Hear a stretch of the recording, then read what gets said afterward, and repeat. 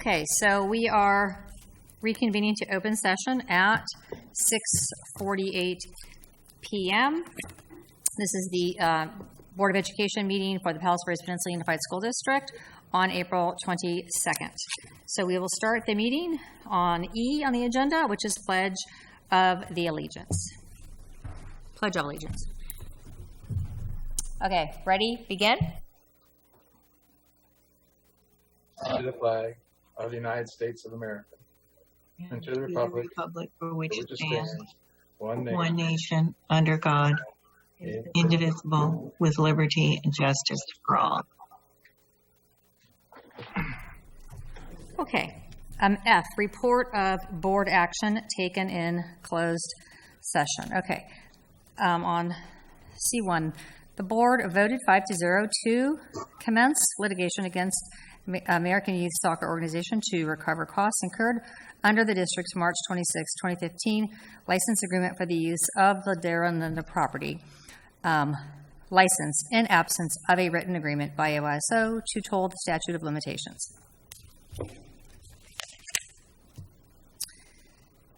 Actually, that readout should include that to commence litigation on Friday. What date is Friday? April 24th, 2020. That date's missing. Okay, that's C1. C2. During closed session, the Board of Education took action to approve a memorandum of understanding with the Palos Verdes Faculty Association in regard to the effects of COVID-19 by the following vote. It's 4-1. Matt Brock, no. Megan Crawford, yes. Richard Phillips, yes. Linda Reed, yes. Suzanne Seymour, yes.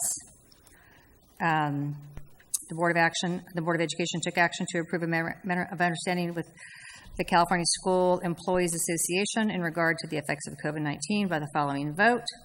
It was 5-0. Matt Brock, yes. Megan Crawford, yes. Rick Phillips, yes. Linda Reed, yes. Suzanne Seymour, yes.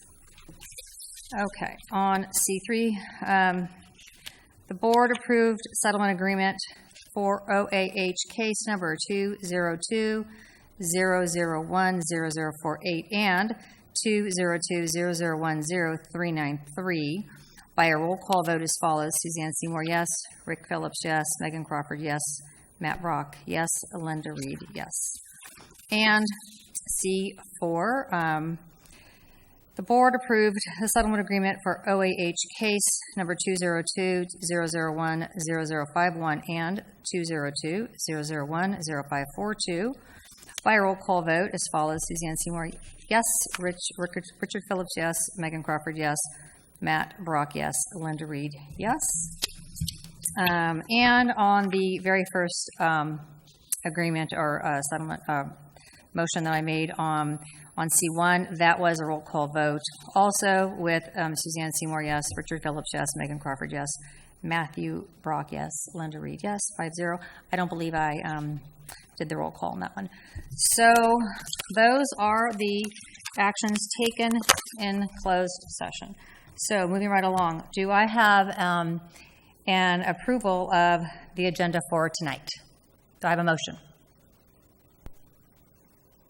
by the board? So moved. Second. Okay, thank you. We have to do a roll call vote for everything when we are doing this live streaming. So myself, yes. Rick Phillips? Aye. Megan Crawford? Yes. Matthew Brock? Aye. Linda Reed? Yes. Thank you. That would pass 5-0. Okay. So now, public communications. We're trying something new tonight. We will see how this works. The public will be given the opportunity to address the board at this time on topics not listed on this agenda. Remarks shall be limited to 3 minutes per person. The board reserves the right to limit public comment beyond a total of 15 minutes per agenda item. The board cannot engage in public discussion during this portion of the agenda due to the Ralph M. Brown Act.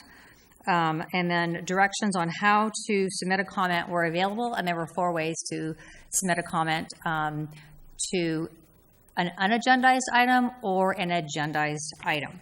So the way this works is the items that came in are going to be handled by Ms. Janabek, that's who would help me manage the public comment if we were in person.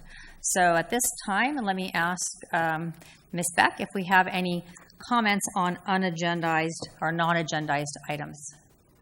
We have one comment from Frank Yerlicht, and his comment is, thank you to the board for allowing comments online.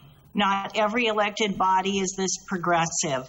I hope our cities are doing the same thing. Everyone is sad that the bond did not pass this time. PV tried hard and may have asked for too much when people pay so much to live here for schools. We can win next time for the kids. My friend said that PVAYSO Soccer donated $60,000 for the school bond. That significant donation deserves attention. It means that our parents gave a lot of money to support our schools through their kids and belief that soccer would also be helped. AYSO is a part of PV and partner with PVP. It is a breath of fresh air to see both working together again and getting past the problems of dirt. $60,000 is one of the biggest donations of all. I am told the deal was more than 10 times the size of your biggest business partners. That shows how much our AYSO loves our schools and was willing to compromise their own program for the bond. I hope AYSO gets an award or something for their support of the bond. It's not their fault that it didn't pass and that money is now gone forever. Maybe AYSO can come to a meeting to get something for their donation. Thank you for working with AYSO and thanking them for their donation tonight. Okay, thank you. Ms. Beck, is that is just the one that we have for the unagendized? Yes. Okay. Now, moving right along to public comment on open session agenda items. So again, the public will be given the opportunity to address the board during each agenda item. Remarks shall be limited to 3 minutes per person.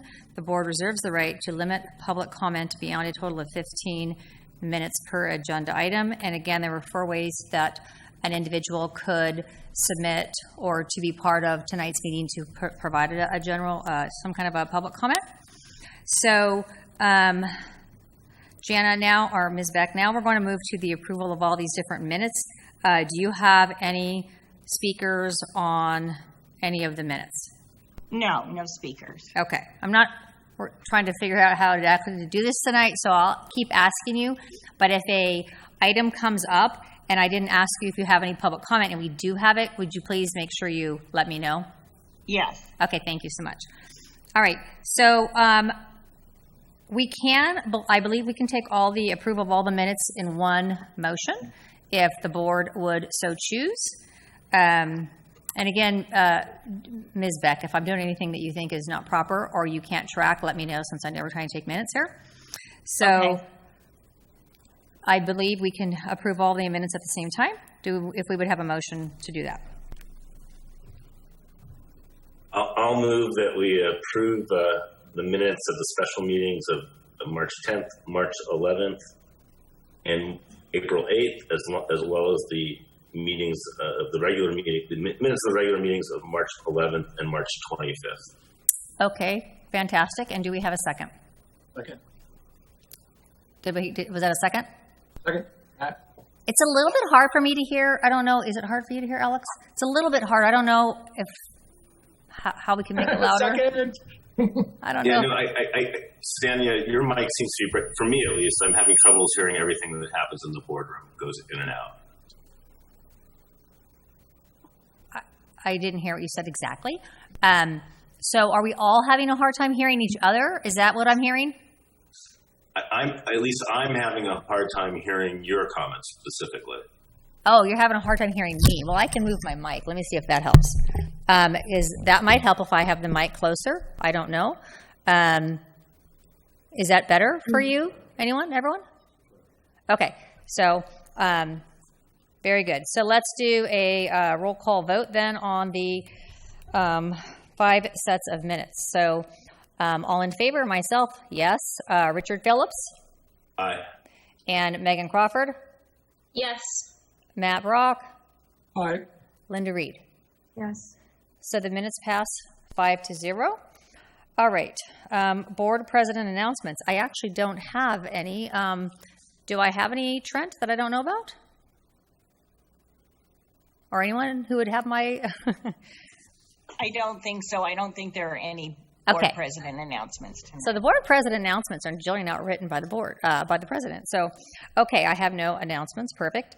Moving right along. So then report of student board members. I know I see on my screen Siraj. I don't see Lucy, so maybe she'll join us later, or I'm assuming I can see everyone. So Siraj, let's go with your report if you have one. All right. Well, good evening, board, and thank you for having me. It's so good to see everyone again. First of all, I'd like to express my appreciation to the teachers, administrators, board, and community as a whole for taking proactive steps for our students and residents.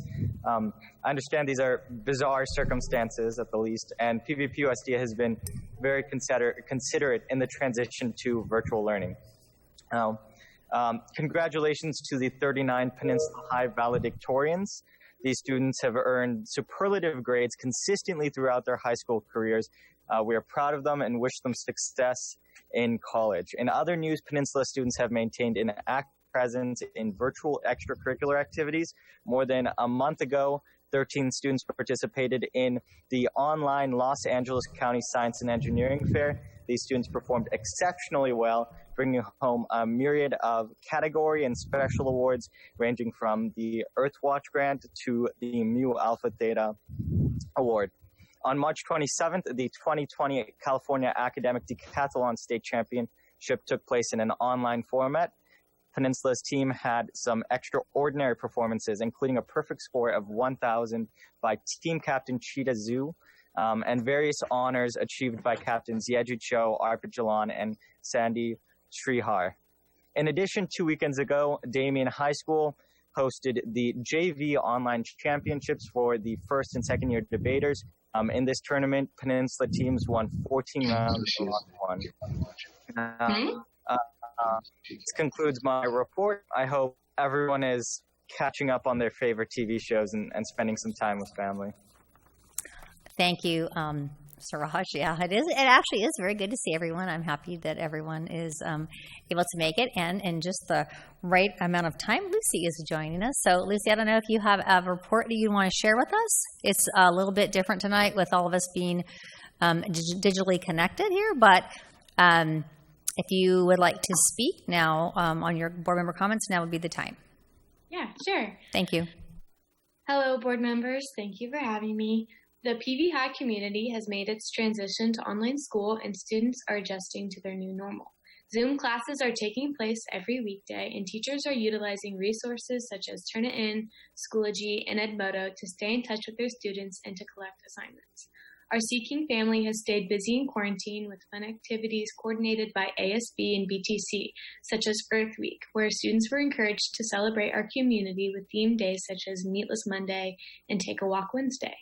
Additionally, the ASB Instagram features daily check-ins from students, staff, and faculty members. Overall, PVI is doing a great job adapting to our new way of doing school. Thank you. That concludes my report.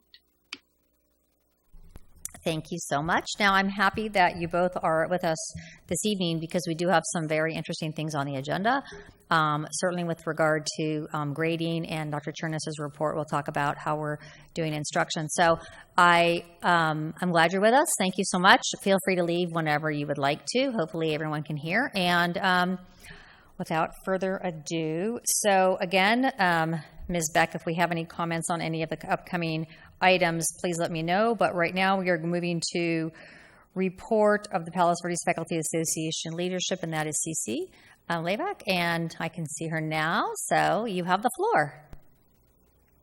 Hi, everybody. Can you hear me okay? I can. Okay, cool, because I've been working on some technology issues over here. So great to see you all. Thanks for having me. Wow, how did we get here, right? Seems like it was just a month ago that we were back in the boardroom. First of all, I do want to start with a shout out to every single teacher in the Palos Verdes Peninsula Unified School District for stepping up and delivering instruction right now. We went from just 2 weeks away from school with not a lot of time to plan ahead to distance learning until further notice. So many of our teachers are juggling responsibilities at home, working with their own small children, dealing with spouses that may be out of work, and of course our hearts go out to those members dealing with family health concerns at this time. Clearly the world has changed, and I'm proud of how our teachers and students have risen to the challenge in shifting, but moving still forward. I'd also like to give a shout out to our bargaining team for all their time and effort in putting together our MOU, Kathleen Sullivan, Kelly Baronic, Nick Anakuchin, Anita Audiga, Jenny Rooney, and of course our chairperson, Becky Gallagher, with the assistance of our executive director, Sandra Goins. It was a long process, but I know that we both got to a good place with language that supports teachers as well as supports students during the school closure time. I'd also like to give a shout out to the parent community. Your support and encouragement has meant a lot to all of us. Clearly, this is not how we expected our year to roll out, and it's certainly not how we want it to end. As established with the MOU, we came up with parameters for methods of instruction, as well as determined guidelines for grading. I'll be discussing that more in further detail later on in the agenda. But I also want to share a personal note. Last week, I went up to my own classroom for the first time since school closure. And I don't know if you guys have been to any classrooms since then, but it is like time is frozen. It still says March 13th on my calendar. There's shamrocks and limericks all over my room, student work, hanging, puppets for the show that we didn't get to, math tests that I didn't get to pass out that have been graded. And I actually broke down for a minute because I had to grieve the loss of school as we know it, right? It just reminded me that we can move forward and do the best as we can as professionals, but there really is an element of sadness and heaviness here because we don't know what this is going to look like moving forward. Well, I do know that is forever going to be my students' memory of third grade. I'm really proud of the work that we've been doing, and I'm really proud of how we've stepped up. And you'll be hearing more from me later. So I'll keep it short for now. Thank you. Okay, thank you so much. And so that's L. Now we're going to move on to M. Do we have anyone to speak on behalf of CSEA? Yes, let me bring her into the meeting. Okay, thank you.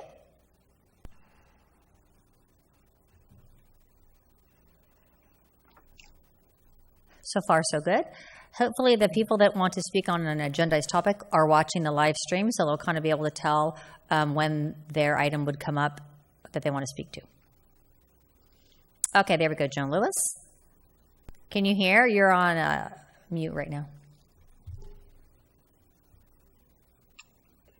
She needs to unmute. Yeah, Joan, if you can unmute yourself in the corner, there's a little button.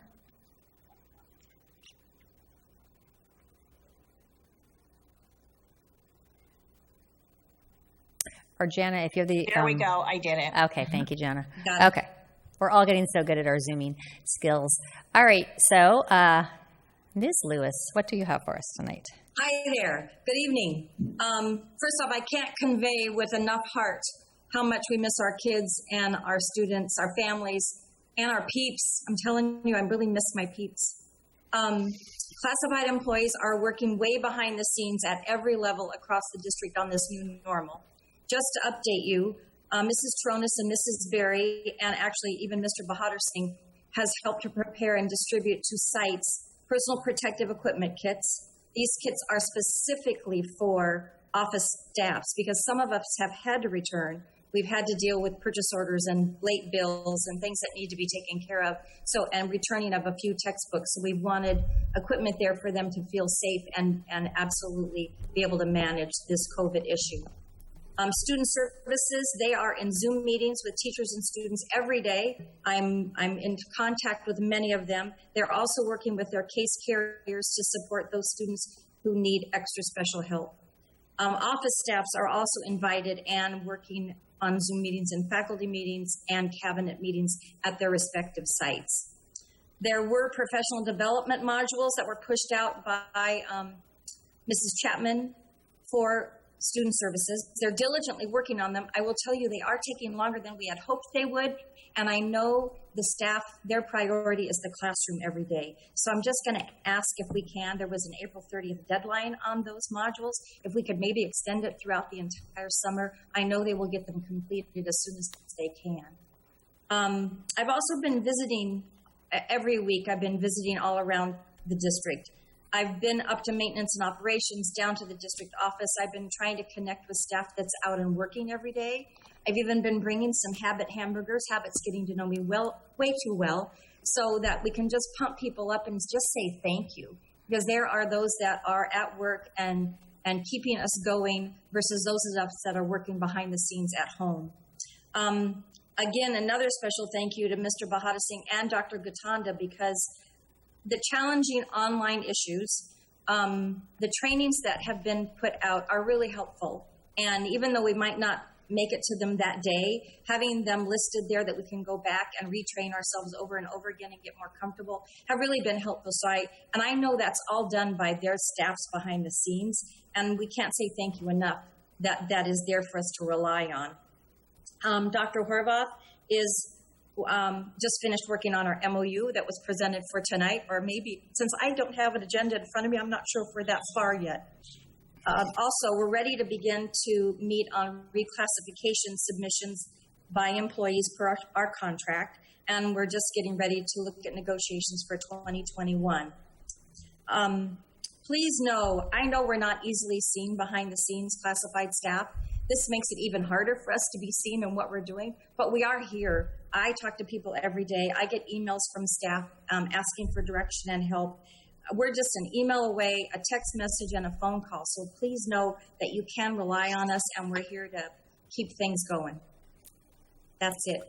Great. Thank you so much. And your words are echoed by all of us. I think, we all understand there's a ton of work going on, even though we don't necessarily see each other. And I can surely say I've never received so many emails in my entire life. So people are working, and that's good. So we appreciate that.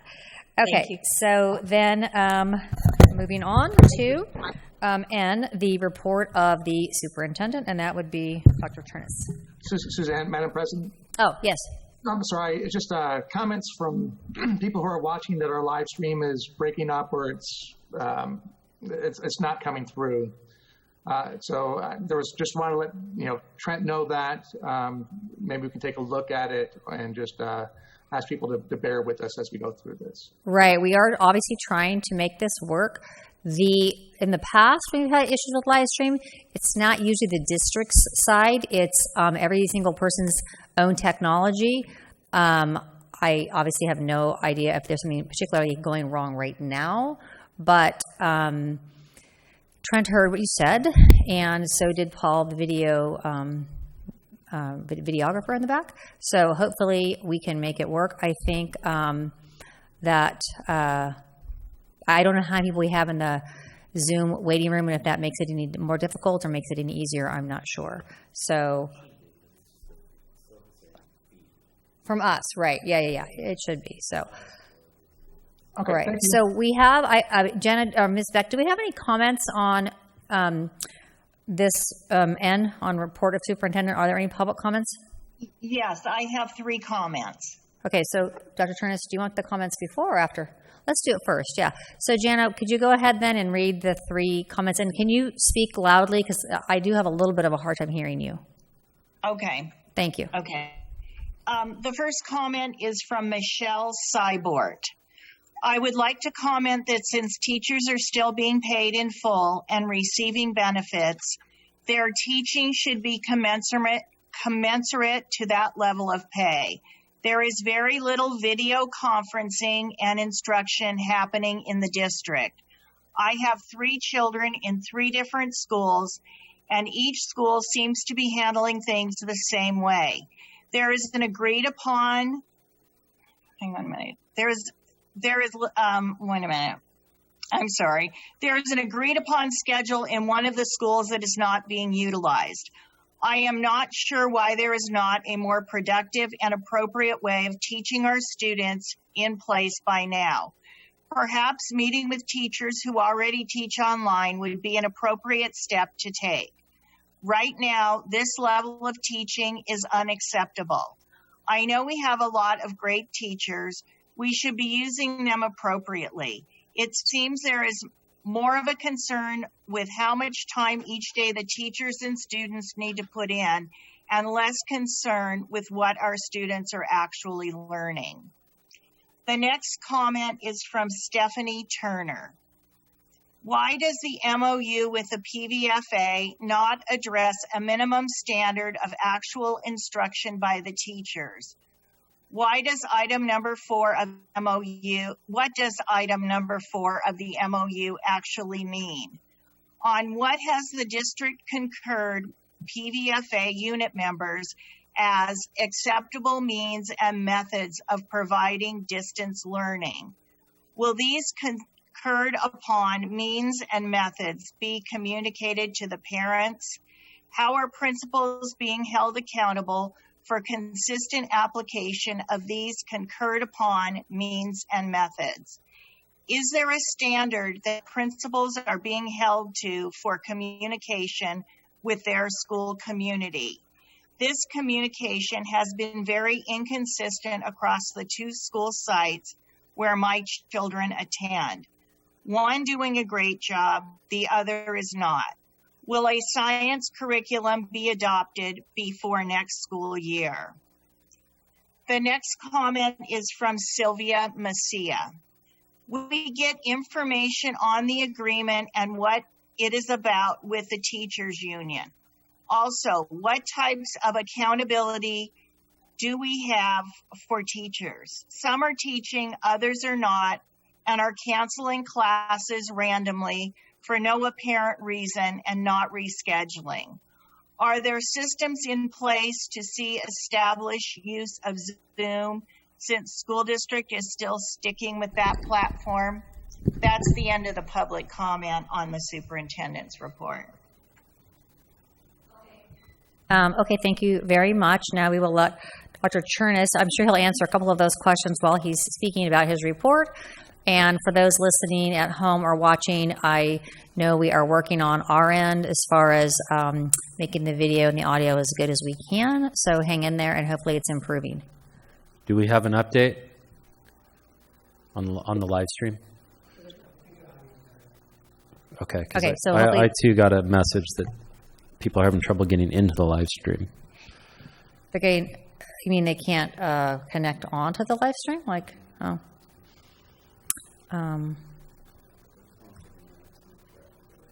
Okay.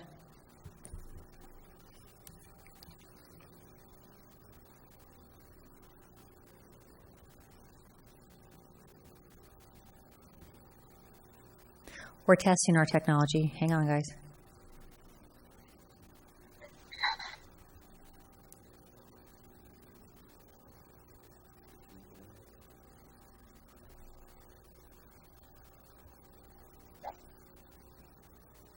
I'm not even getting my web browser to pop up. So that's not good.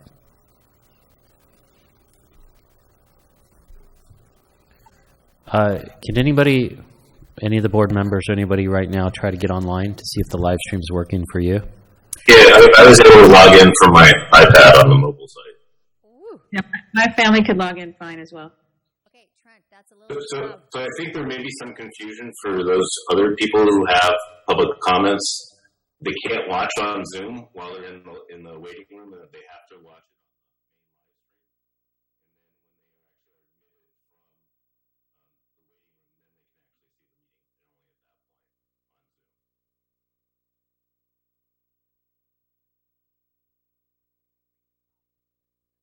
it. It is now deafening in here. It's very loud for us. So I don't know if it was really loud for everybody else, but that was really loud. So, Dr. CHERNISS,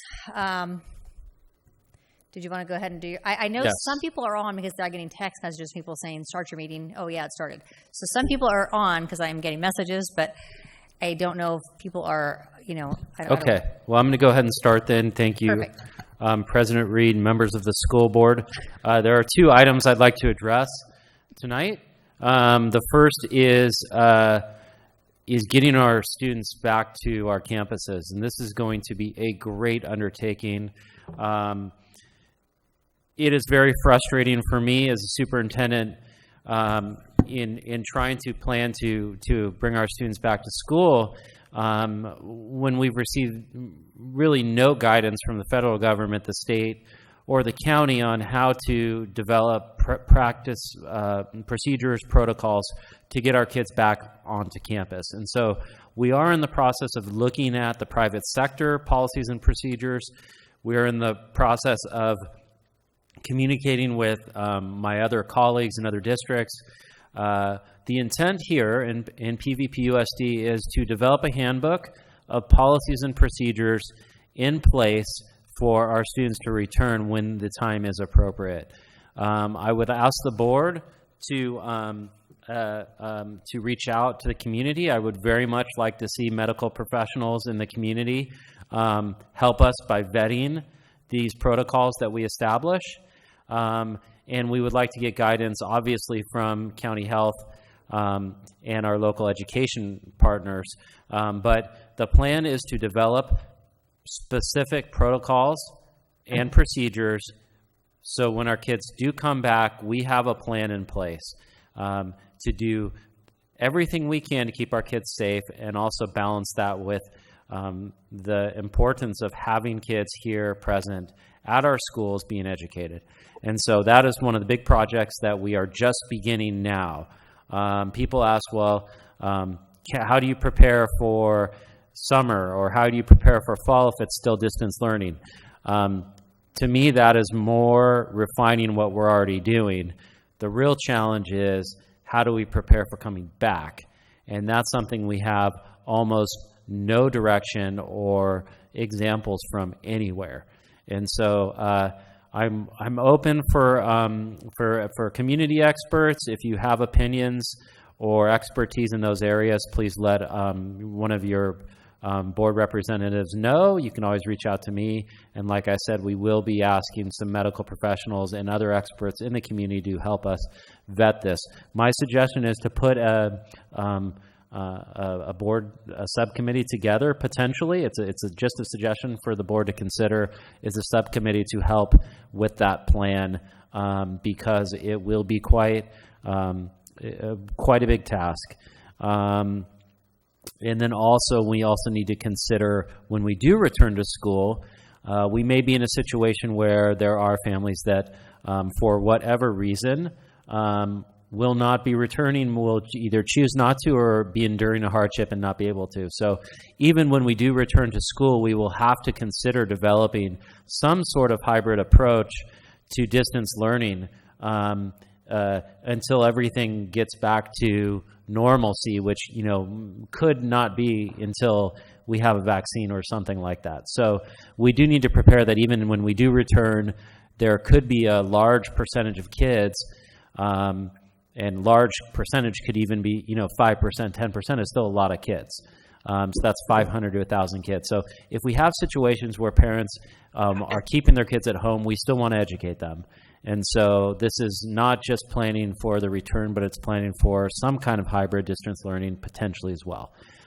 So with that, that concludes that piece of my report.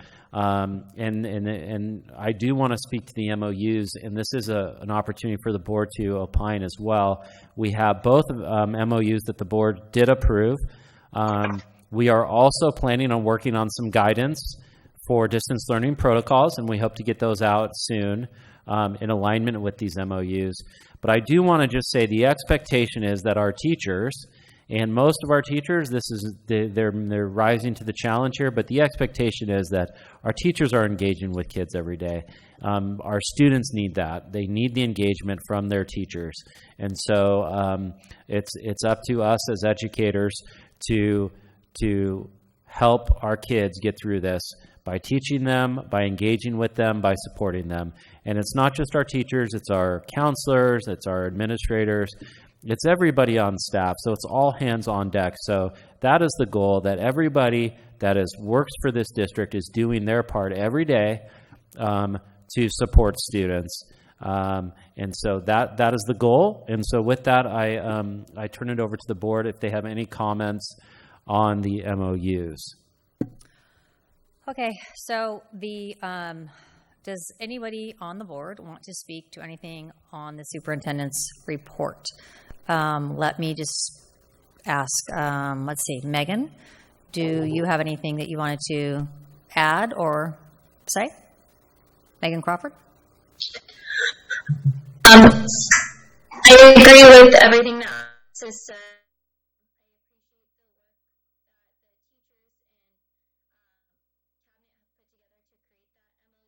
Teachers really prioritizing the expectation, but also working together and realizing what is best for students. So I hope that that has come across, and to people's comments earlier, thing is going to be perfect, with how things are online. And I think it's important that teachers and students just try to do the best that they can in this time. And I'll say it again, my well-being my priority is based on the students' well-being, especially mental health and what they are going through during this time. It's not like a normal online course that some people would maybe take in college, something like that. It's trying to teach and try to learn during this pandemic. So as long as we are trying to do the best that we can, I think that that's great. And of course, teachers are doing a great job and will continue to improve as time goes on. And as CHERNISS has stated, we will need to continue that model into fall potentially.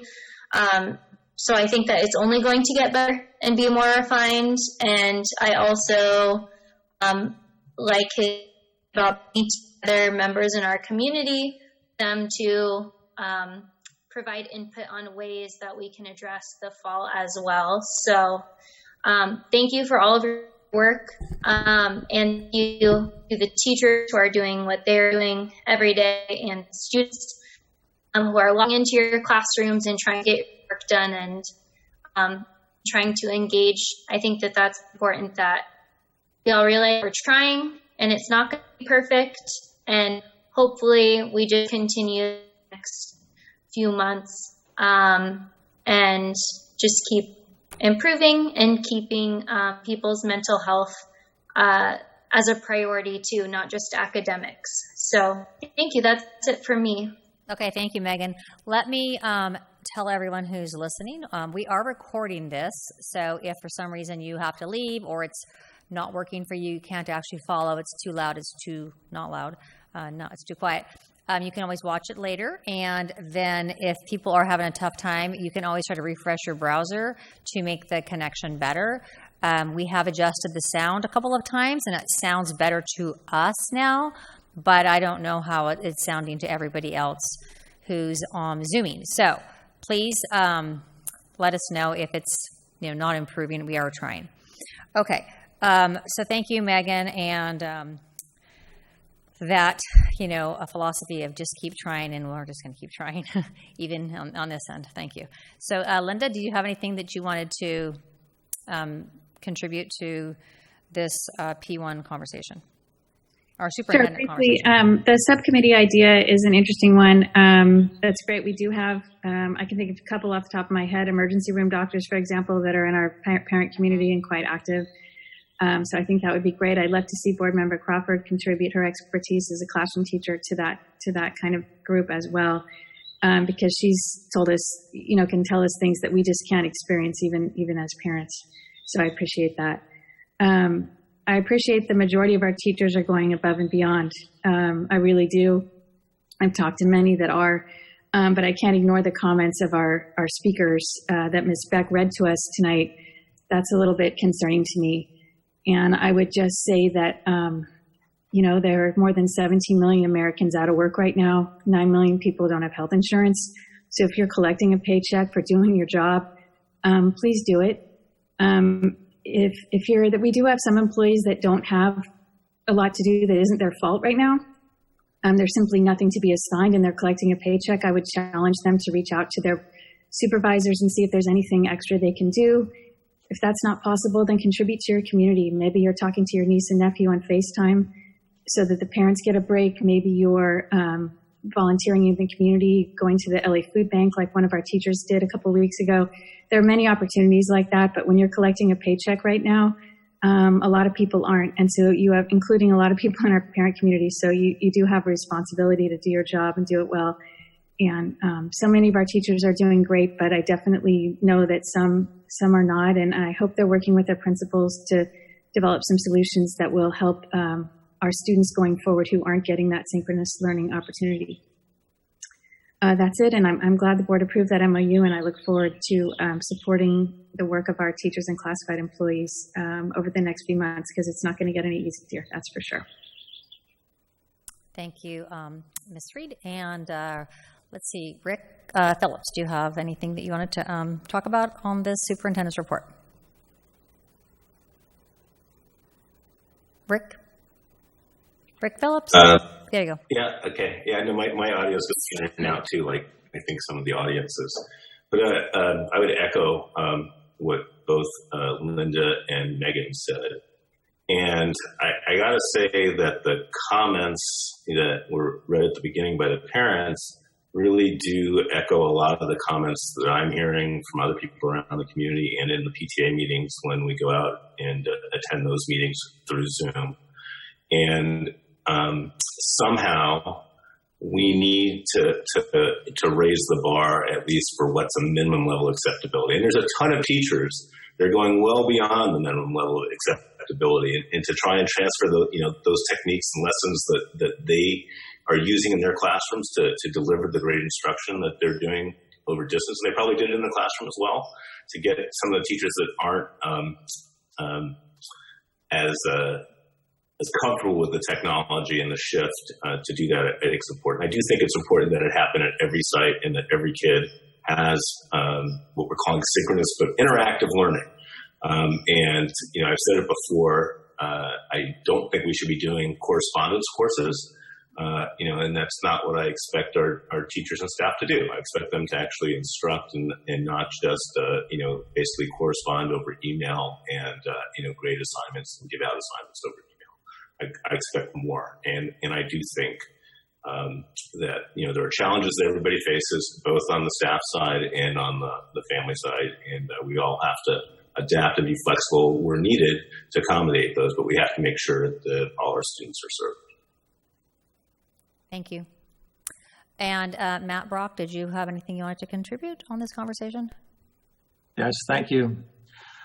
So, Alex, I'm in complete agreement with your idea of a subcommittee forming to look at how we reopen these schools. Students are going to learn much better in a classroom than they are at home. Speaking of learning at home, it becomes common for us to compare what one teacher is doing versus another. They spend 30 minutes online. This teacher doesn't. This teacher assigns homework. This one doesn't. The question really has to become, what are the students learning? If the students are learning, then the teacher's method is effective. If the teacher is doing 3 hours of Zoom time a day and the students still aren't learning, well, that's not effective either. So having the district provide guidelines and recommendations is very important. It's also important for teachers to work together, to talk to each other about what is working for them and, what they've tried and what has worked and what hasn't. To the point about our classified employees, and one of the things I'm very proud of the district for doing is offering a tremendous amount of professional development. I've always looked at this opportunity for us to emerge from this pandemic stronger than when we went in. So I'm hoping that staff is taking advantage of these professional development opportunities so that they can do their jobs even better when they come out. Now, I did not vote in favor of the MOU, and it's because I feel that we've put our principals in a tough position. We are relying on the good faith of teachers to teach. The MOU doesn't have any teeth. There's nothing really that says we can do this, we can do that. And I have a problem with that. Even if 95% of our teachers are going above and beyond and they are the most stellar, and that's quite possible, teachers, that still leaves 5%. that still leaves hundreds of students who are not receiving the education that they need. And we need to be able to address that. We need to be able to take action when that happens. We cannot have hundreds of our students left out because some of our teachers aren't rising to the challenge. And we will see with principals, how they're able to get the buy-in from their staff. We'll see how they're able to actually manage. That's one of their roles as principals, is to manage. So it's going to be a difficult process. Again, I just ask parents, if your student is learning, don't compare, how they are learning. The fact that they're learning is good. And then we also need to look as a district how we assess what the students have learned at the end of the year. I know we've talked informally about iReady in the fall, perhaps, some kind of assessment at the end of the year of a sample size so that we can see what we're dealing with and how we can better address moving forward in the summer and then into the fall, because we're going to, I think, really have to play a lot of catch up. For parents out there, I have a 7th grader, I have a junior in high school. I get it. I get that there's quite a difference. There's quite a bit of uncertainty, and it's frustrating. But I believe that we're all working on this together. I believe that the vast majority of teachers are trying to do what's best. Sometimes they might need a little help to get there by talking with their others or talking with their principals. But for the parents out there, if you feel your student isn't learning, you need to talk to your principal first. Go to your principal, let your principal know that you feel that your student is not receiving the education that they deserve. With that, I think that's all I have. Okay, thank you so much. Now let's see, do either of our student members, Lucy or Siraj, do you want to add anything or speak to anything that we are talking about now with the superintendent's report and the MOUs we signed with our associations? Or maybe the subcommittee that we were talking about to reopen the schools?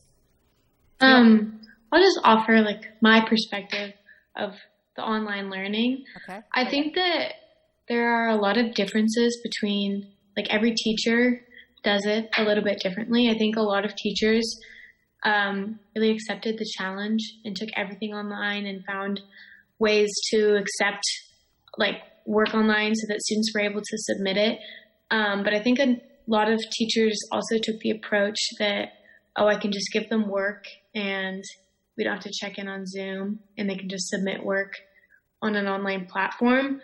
But I think also in a lot of cases, for students that are taking a lot of AP classes, because the College Board said that the test will focus on curriculum that you were supposed to learn before March, a lot of that learning in those AP classes has slowed because I think they don't think they have to cover new material. But honestly, it's different for every teacher. So it's hard to say what every class is like because they're all very different. But yeah. Yeah, I agree with that too, because it seems like each one of my teachers has a different approach to the best way for that particular subject to learn. And I think that, a lot of the AP classroom College Board tool does seem to be it's a lot of good practice. And it's nice because on the FRQs, we can receive personalized feedback from the teachers. And then a lot of my teachers also kind of have review sessions where we go over material. If it was an AP class and we've already covered the material, we kind of review summaries of the material or go over what's important. But as Lucy said, it just varies between class to class. So it's kind of difficult to fit it all within one template. Right. Okay. Quick question. Can I have a question? Just quick. Sure.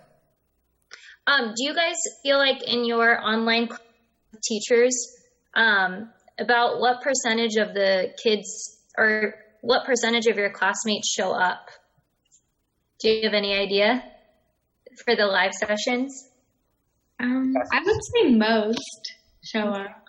Yeah, I'd agree. I mean, mainly my teachers kind of have, there are two different types of sessions where they're actually like teaching material or reviewing concepts or something. And then the second one is kind of just an informal session where they're allowing students to ask questions about material that they're supposed to have covered via like YouTube videos or something else. So most go to those review sessions or where they're teaching stuff, but not that many go to where they're just supposed to be asking questions. Yeah, I would say most students, I think the problem, or I mean, it could be considered a problem with the Zoom platform, is that a lot of kids just turn their video off.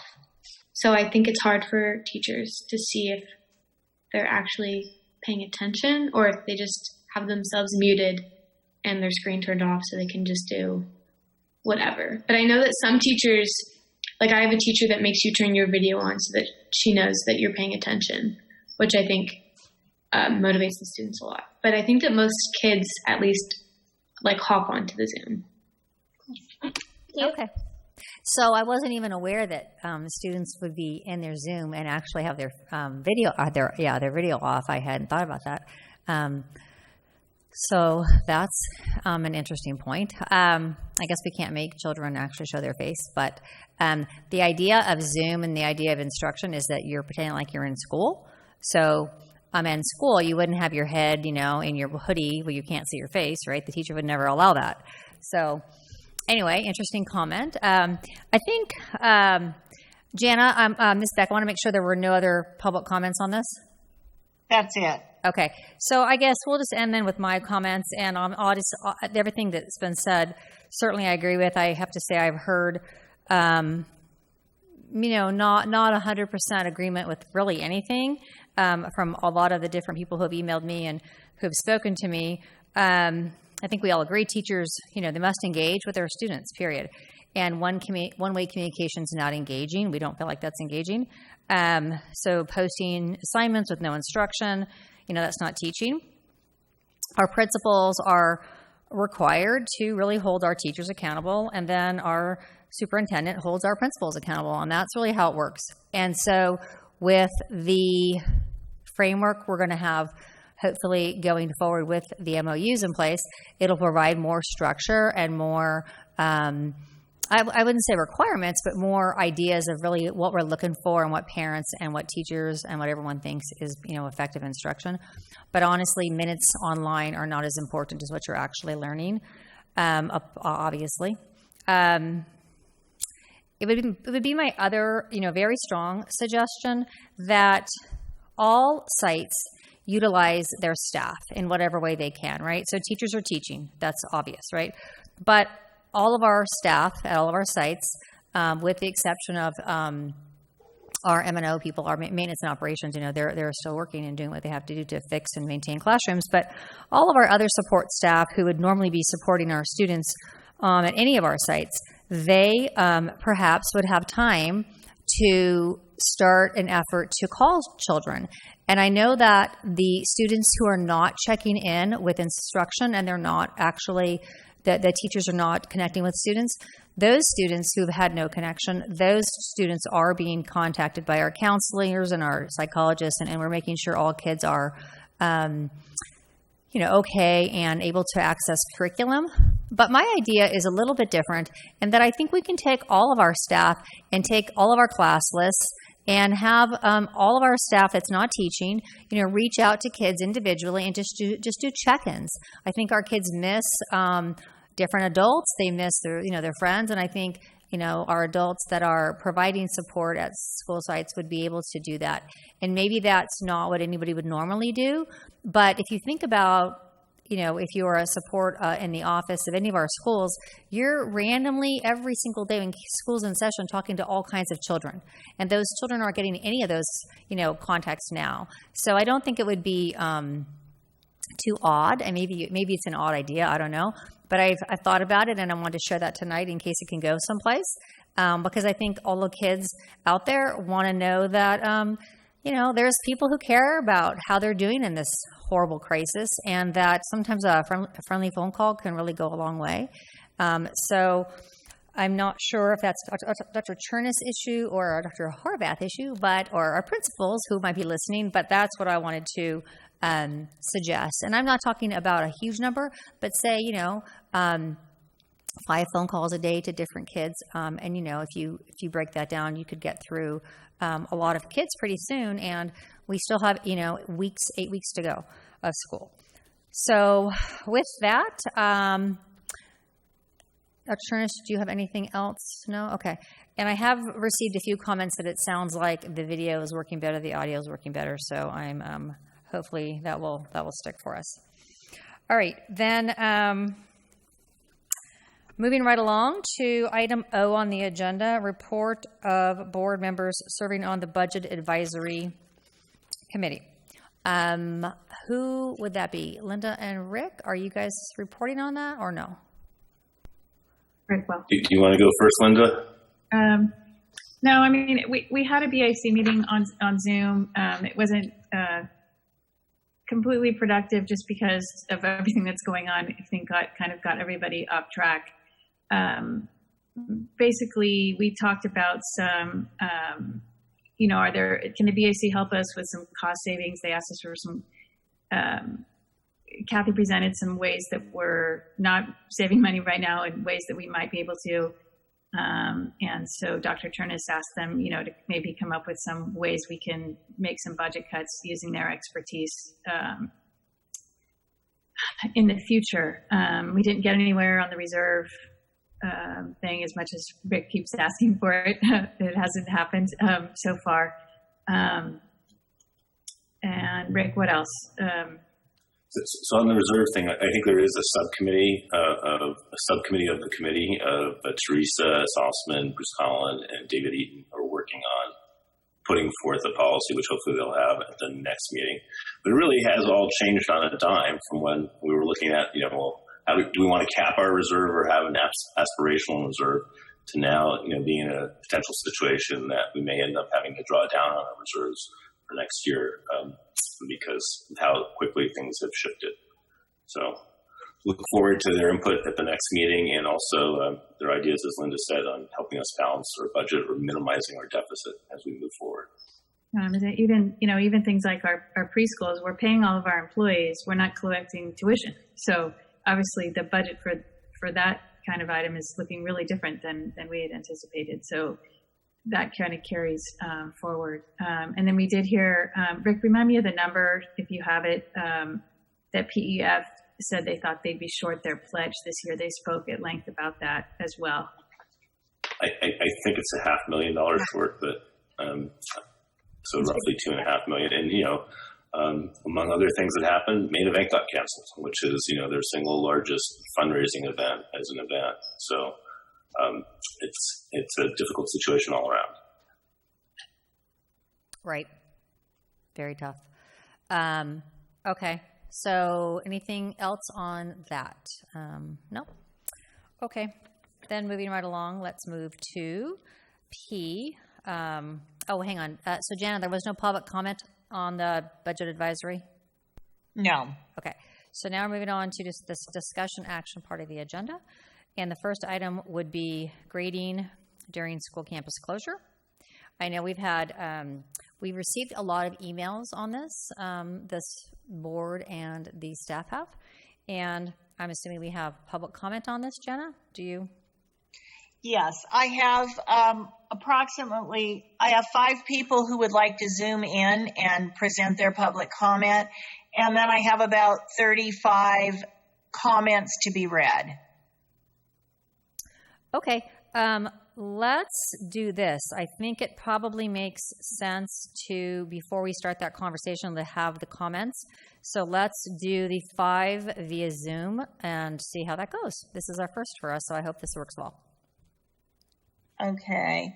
Our first person who's going to be joining us is Elisa Inez Anholt, and she's joining in. Okay. Hi, Elisa. Welcome. Looks like she's still connecting. Right, I can see her dots.